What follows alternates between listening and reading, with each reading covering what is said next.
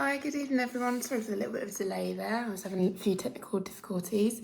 So I will start the live soon, and what we're going to be talking about is foot positioning and how it can affect the lower extremity and the back as well. So I'll give it a few more minutes and let people join, and then we will get started.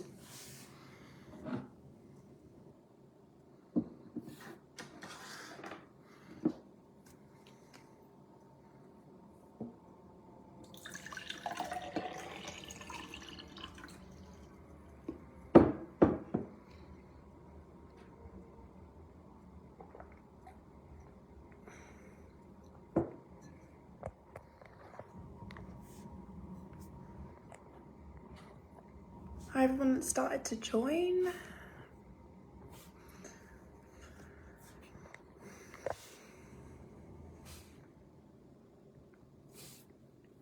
Just another few minutes and then we'll get started. Give me a thumbs up if you can hear me okay.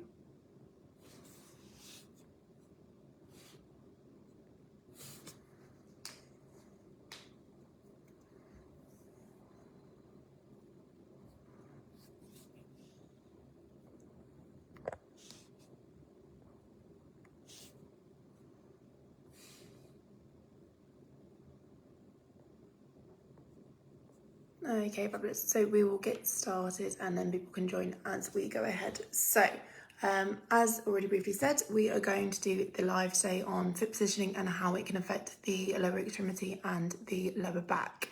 There have been a few lives done already previously that will relate to this one. One of those will be Nat's live, which she did on the gait cycle. So this will very closely link into what I'm talking about tonight. However, what I'm going to talk about a little bit more in terms of foot positioning, in terms of the arch and how different positions can affect the body and how it causes different anatomical changes. But firstly, what I'm going to do is start talking a little bit about the foot itself and then kind of how that links in further down the line. So the foot is one of the most important parts of our body, especially when we are standing and we are performing any form of movement. The foot requires sufficient mobility and stability for all of its functions.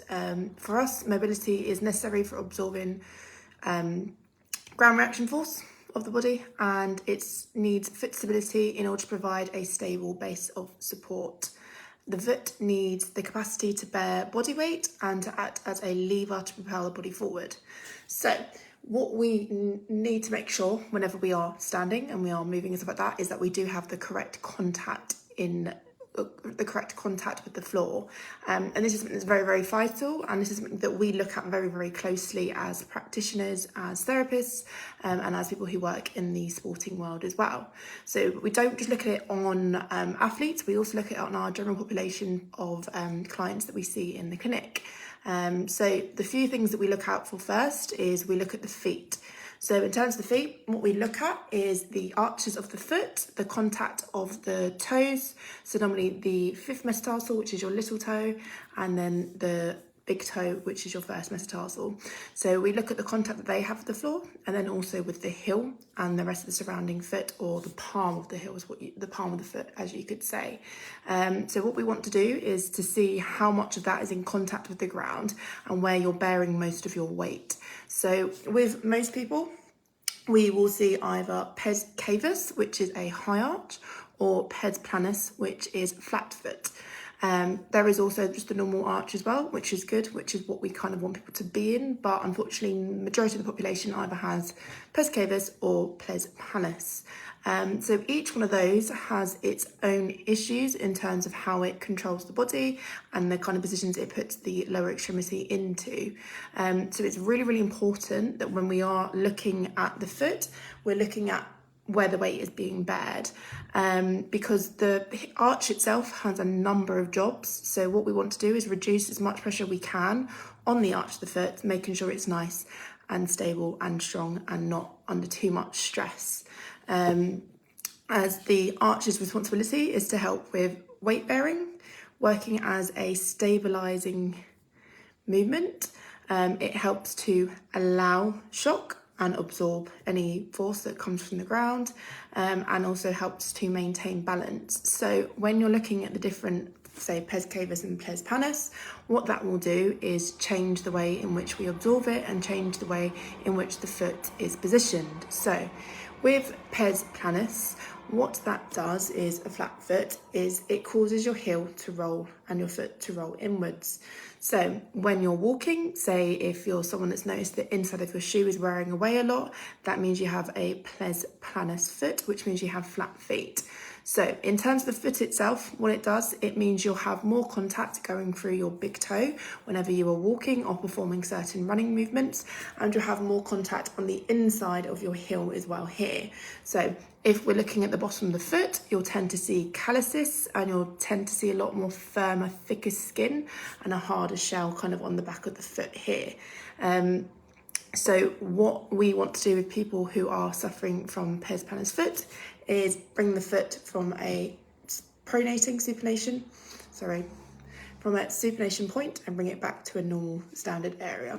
So we'll have supination, which is when the foot goes in, and we have pronation when the foot goes out. So for pes planus, we have supination. For pes cavus, we have pronation.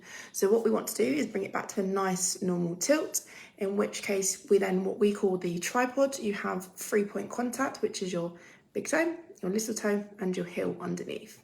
So in terms of how that can affect your extremities, in terms of having flat feet, what it does is it causes inversion, and then it will cause some of the talus and some of the toes to adduct slightly, and it will cause rotation as well.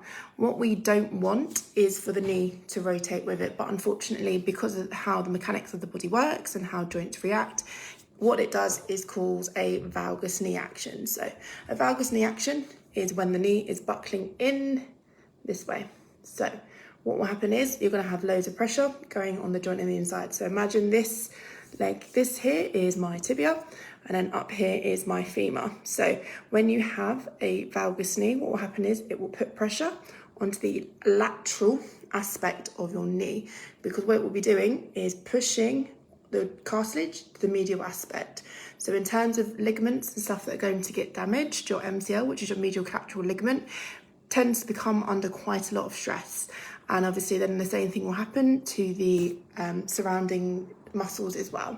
So generally what happens is you'll then start to notice you'll have a little bit more pain on the inside of the knee rather than the lateral aspect, because there's more pressure going to the medial aspect, but there's more compression in terms of the cartilage itself on the lateral aspect. So what we want to do is help to reduce that. So when you bring the foot back to a neutral position, it should then inevitably bring the pressure from here and bring it back down to a nice solid groove there. So then what that does is allow easier shock absorption, and there's less pressure, there's no strain, ligaments are working at the right proximities in the right areas.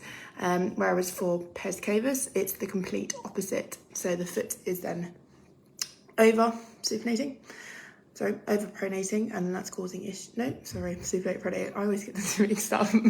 This is where my dyslexia comes in. Sorry, excuse me.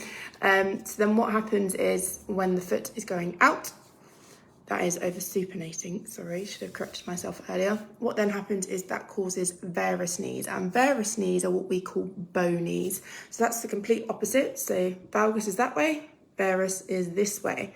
So then again, you're having more pressure on the lateral aspect, on the lateral collateral ligament of the knee.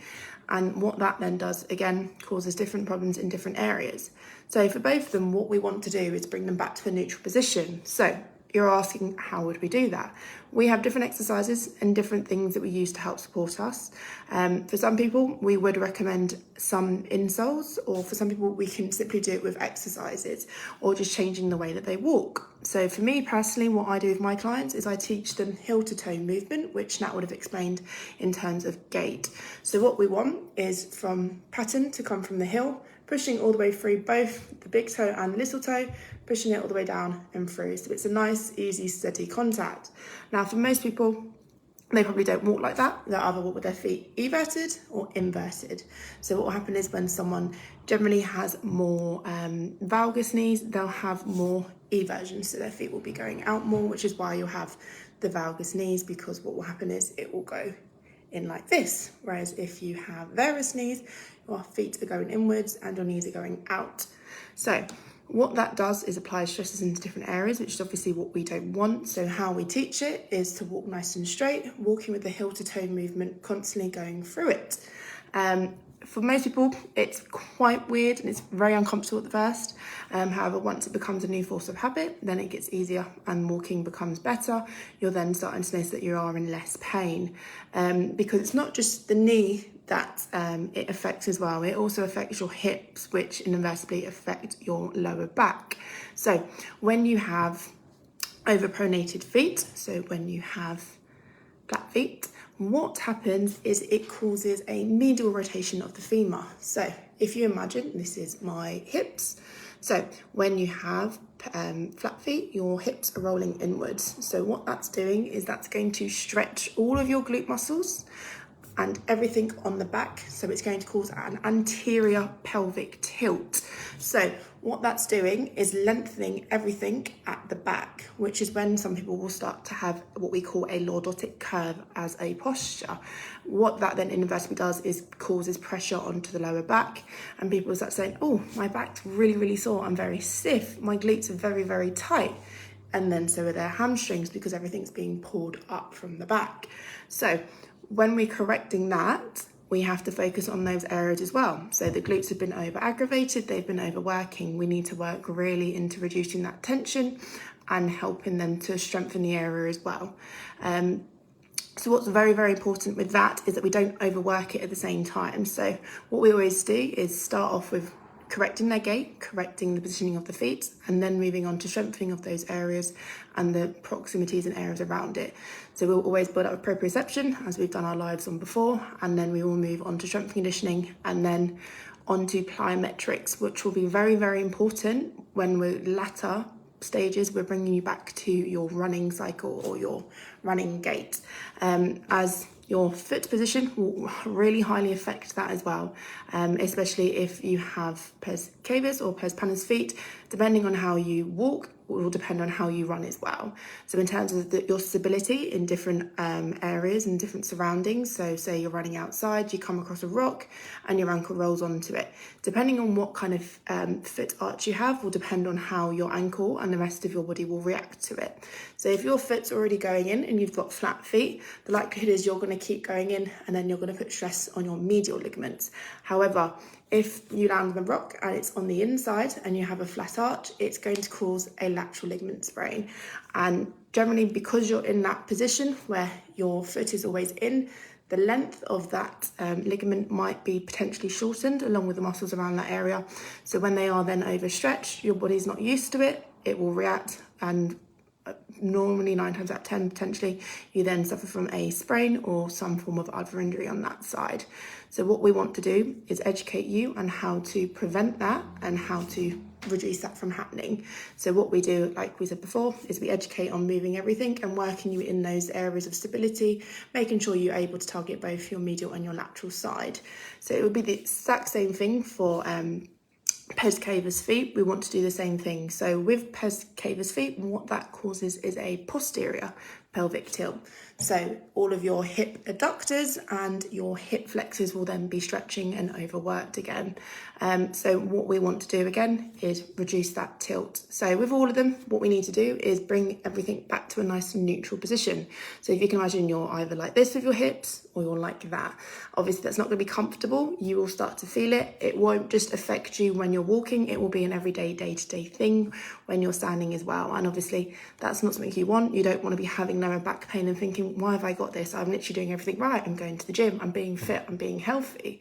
Something else is kind of going on. And 9 times out of 10, I have clients coming in who have been seeing physios for 10, 15 years, some of them, and they're like, I've never once been told about the position of my feet and how it can affect me. And I think it's something that's left out quite a lot.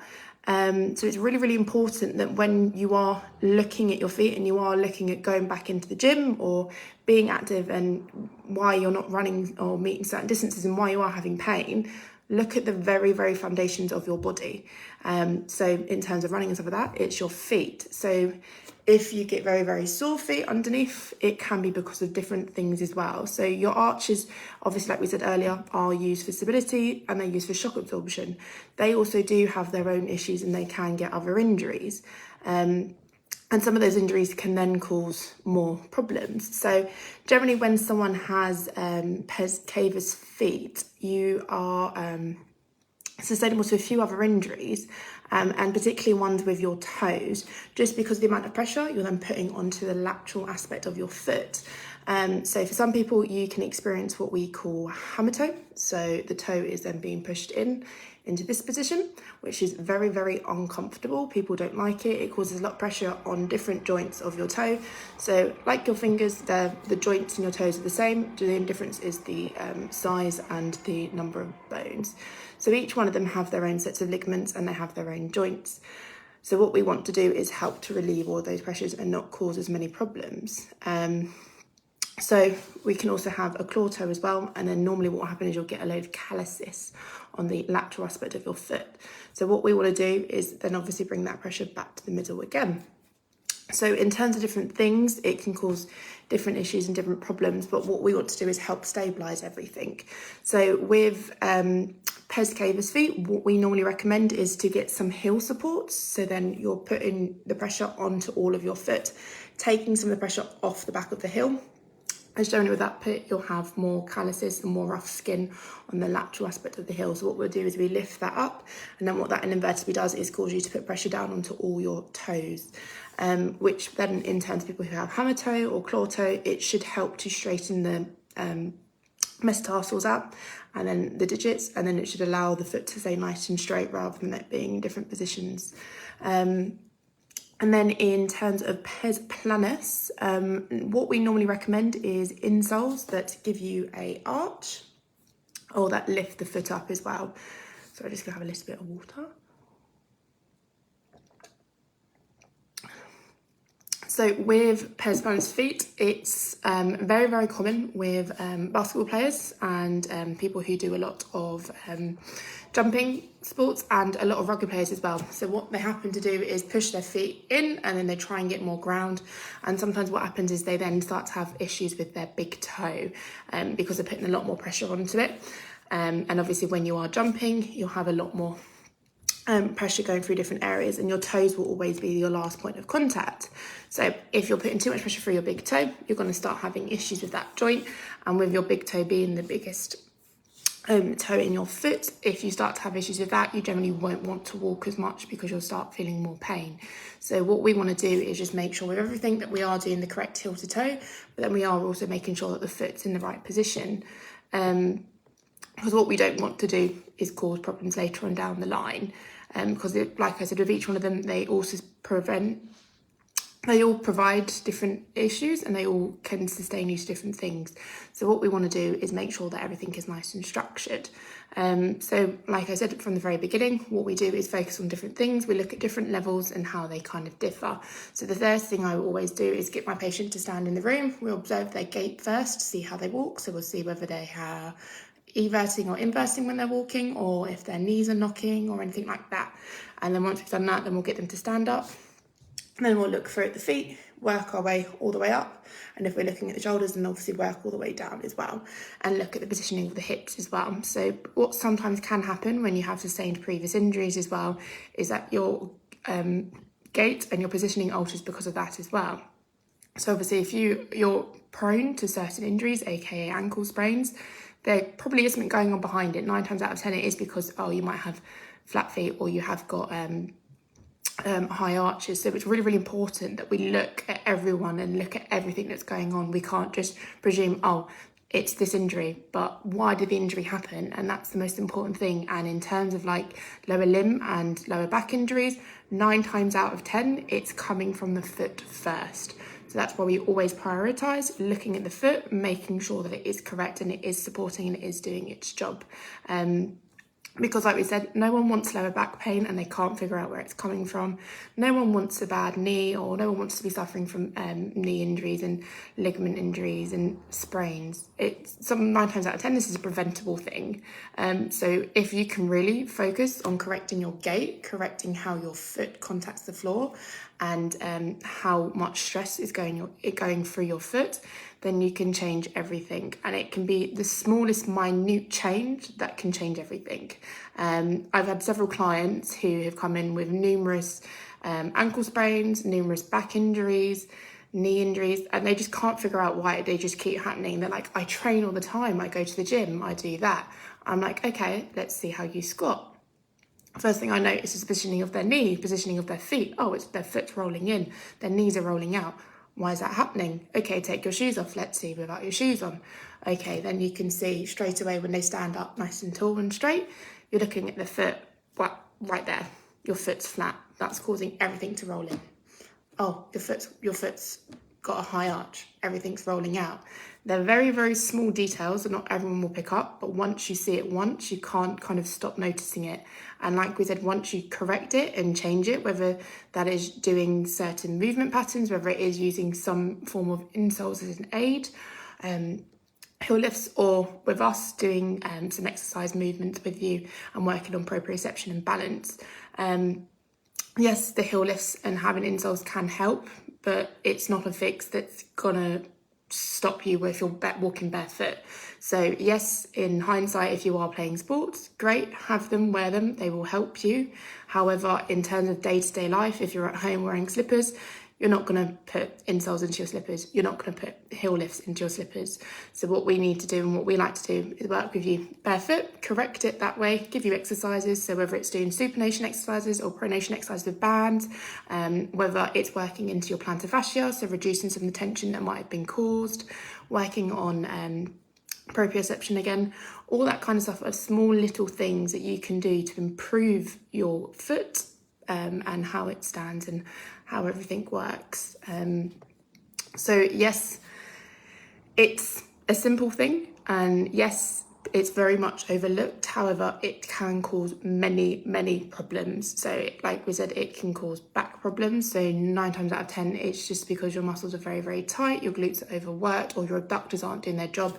And it's all because of the positioning of your hips, and that's stemming from your feet. So it's very, very simple. It's just finding it, targeting it, and actually working on it.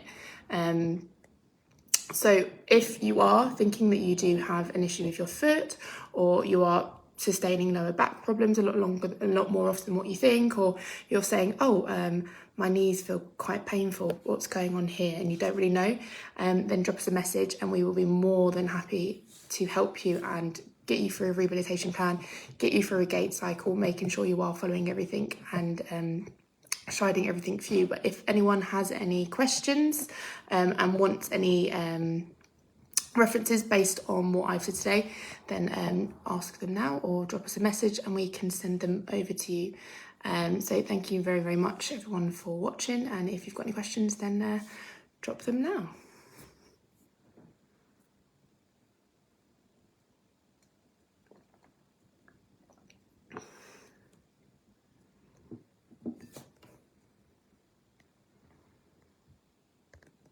Okay, so it doesn't seem like anyone wants to ask any questions this evening. So this will be left on recap for everyone to watch. So if you rewatch it and you have any questions that you want to ask afterwards, just drop myself or Joni a message and we'll be more than willing to help you. And also if you've got any friends and families who you think, oh, they're walking a little bit funny, maybe they should watch this and see how it's affecting them, then send them the link and I'm sure they'll find it very, very interesting. But thank you very, very much everyone for joining, and I hope you all enjoy the rest of your evening. Thank you. Bye.